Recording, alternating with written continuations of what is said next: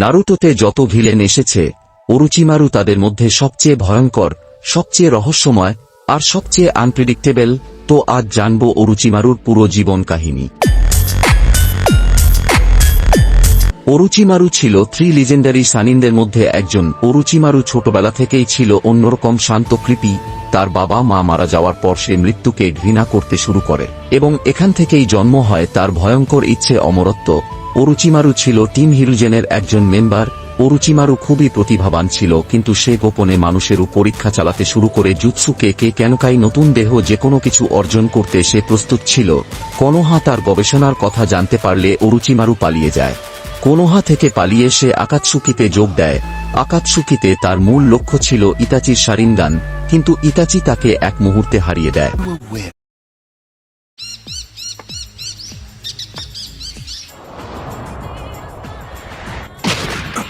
Are you aware of what eternal life is, Itachi? The problem with you is your greed. Impossible! Am I really under a paralysis genjutsu? What incredible visual prowess! Magnificent! তারপর ওরোচিমারু সেখান থেকেও পালিয়ে আসে। Chunin এক্সামের সময় ওরোচিমারু ছদ্মবেশে কোনোহাতে ঢোকে। ওরোচিমারুর আসল টার্গেট ছিল তার পুরনো সেন্সেই হিরুজেন সারুতোবি। লিফ ভিলেজ আক্রমণের সময় সে সামন করে প্রথম হোকাগে হাশিরামা আর দ্বিতীয় হোকাগে তোবিরামাকে তার এডো টেনসেই দিয়ে। এই যুদ্ধে ওরোচিমারু হিরুজেনকে মেরে ফেলে, কিন্তু হিরুজেন তার হাত থেকে নিনজা টেকনিক সিল করে দেয়।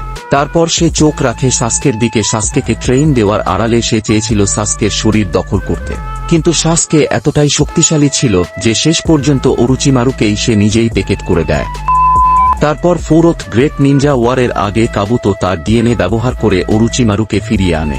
এবার ওরোচিমারু আগের মতো ভিলেন ছিল না। সে সাসকেকে পথ দেখায়, হোকাগেদের রিভাইভ করতে সাহায্য করে, আর ধীরে ধীরে ভালো পথে হাঁটা শুরু করে। আজ সে মিৎসুকির প্যারেন্টস। নিজের গবেষণা শান্তভাবে চালায়, আর লিফকে ধ্বংস করার কোনো ইচ্ছে আর তার নেই। ওরোচিমারু এখন একদম অন্য মানুষ।